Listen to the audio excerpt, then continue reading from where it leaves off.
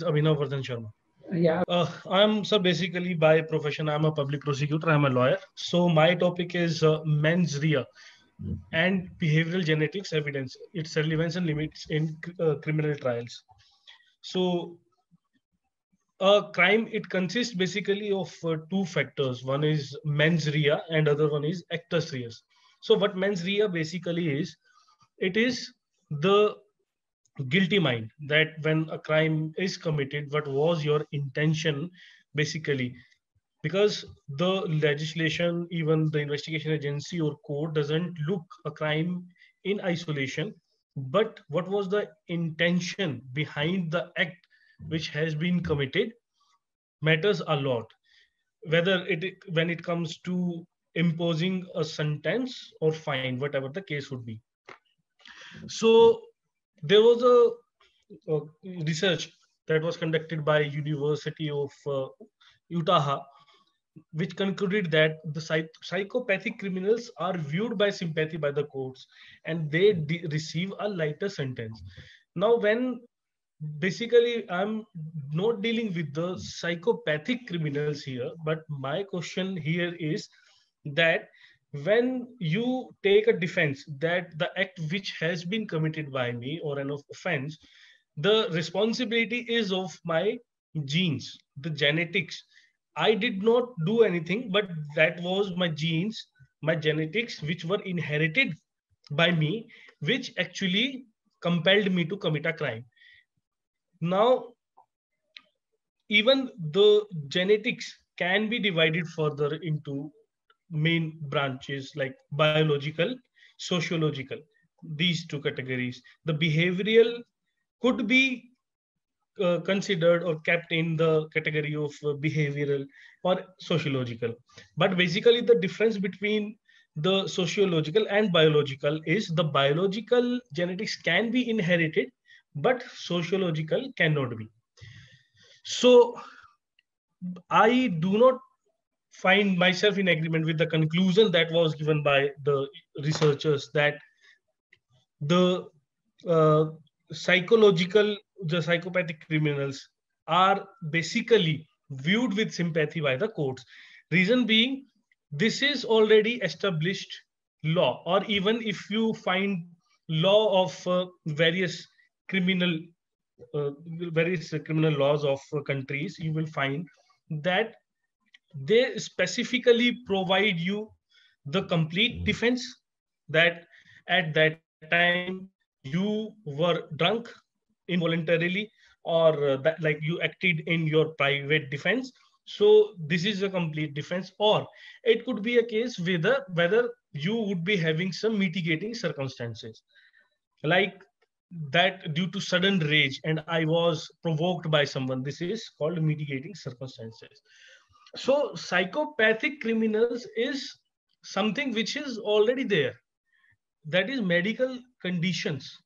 That is like the mental illness or drunkenness, as I already stated. But as far as the question of genetics is concerned, this is something which is not has reached to a substantiation stage, and the future withholds a lot of about it. That would be the its procedure. Now, when the court deals with the behavioral genetics, and it has to be very vigilant, because it is not a conclusive evidence.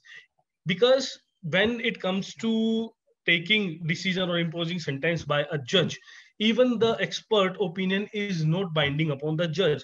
Ultimately, it is the discretion of the court that what sentence it would be imposing. However,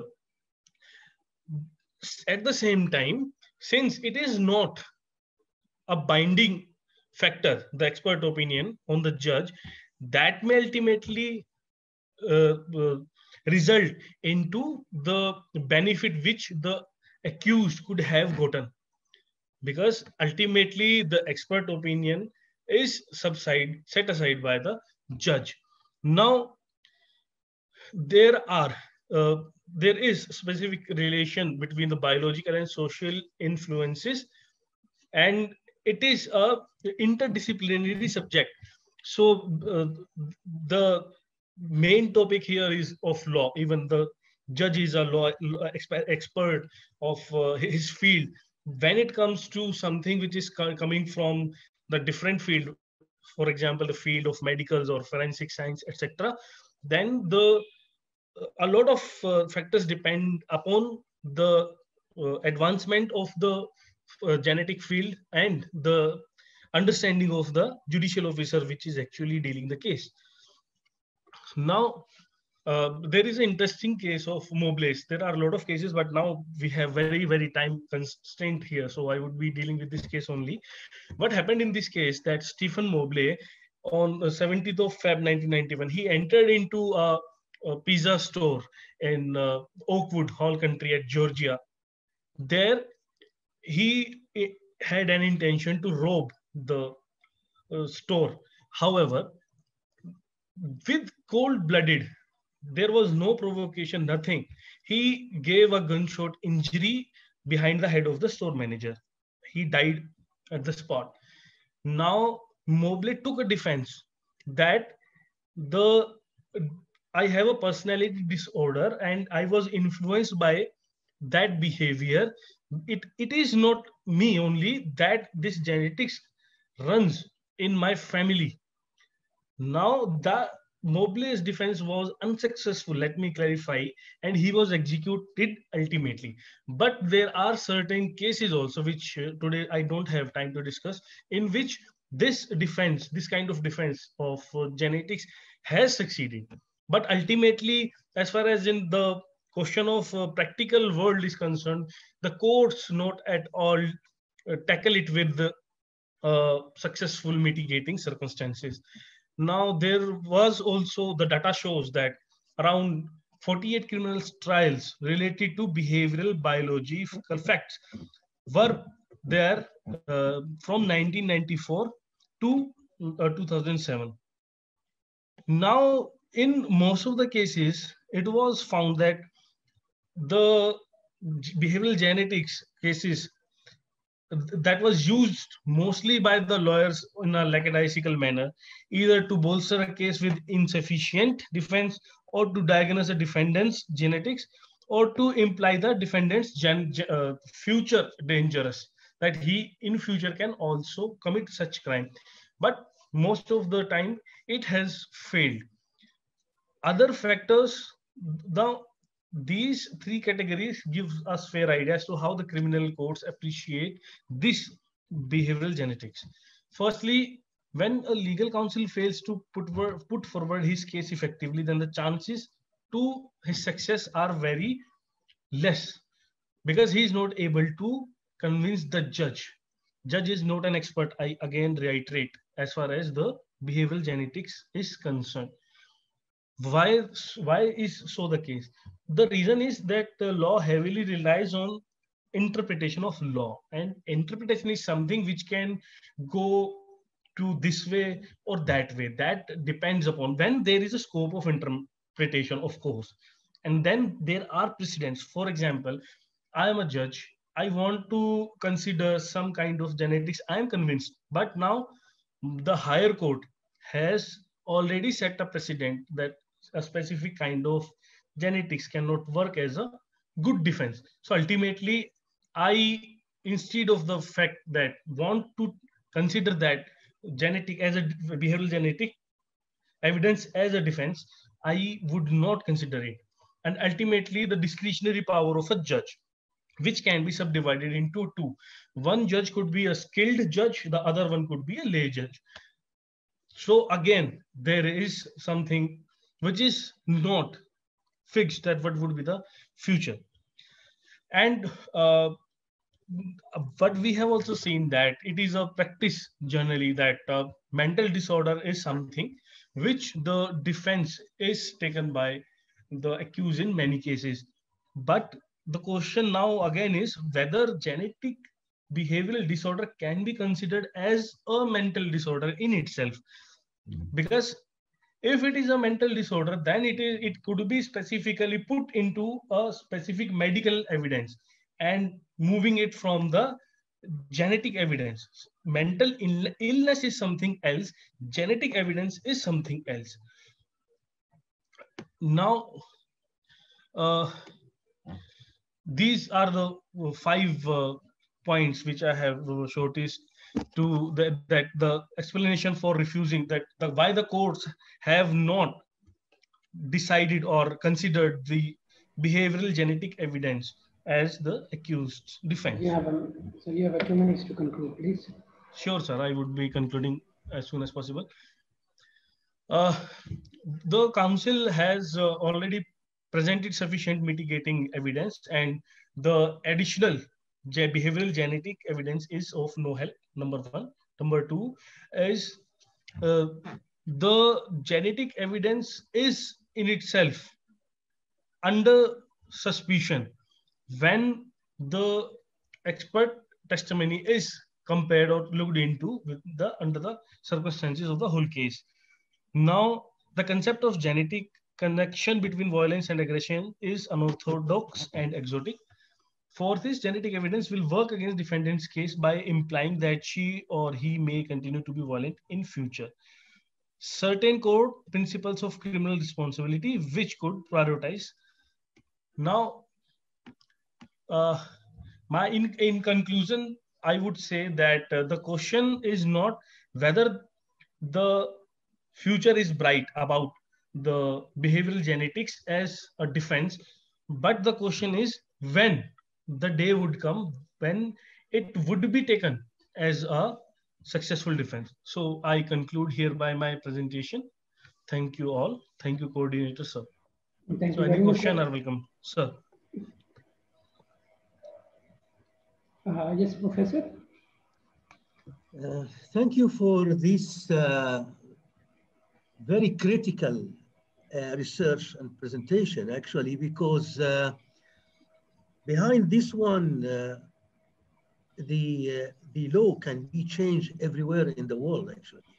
Exactly, and sir. It is a very critical subject to be discussed in a short time.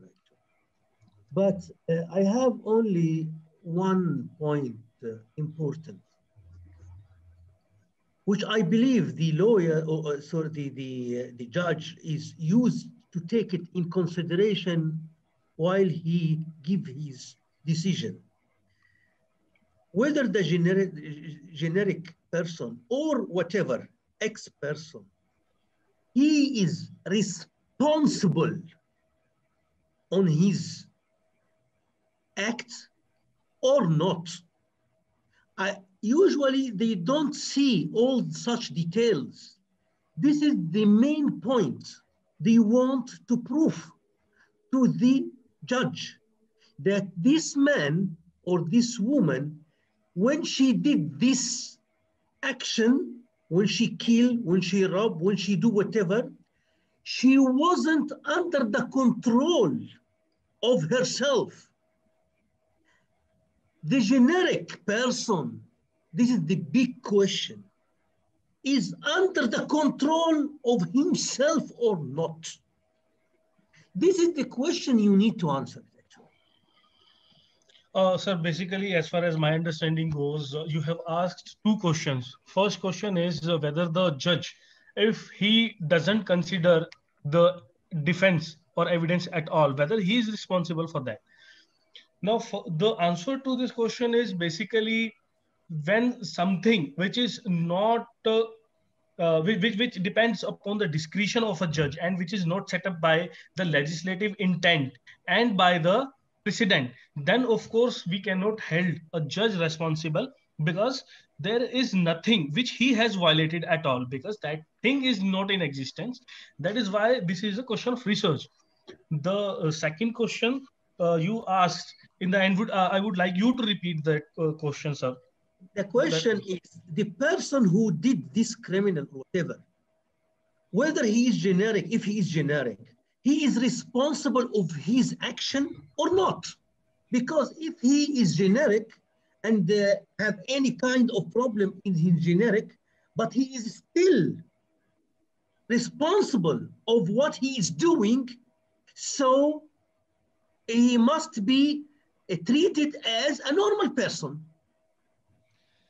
Yes, this is actually what the most of the courts have taken the view of. That is why I have shown you the 4 or 5 points that why the courts have denied to consider these type of defense as mitigating circumstances. This is the same thing the court have said, which you are reiterating, that the person, if he has committed something, then he must be held responsible for his acts. And this is one of the reason why the behavioral genetic evidence is not considered at all by No, but you as a need to mitigating prove that circumstance. the genetic evidence, who did it, he is out of control. You need to prove this in your research.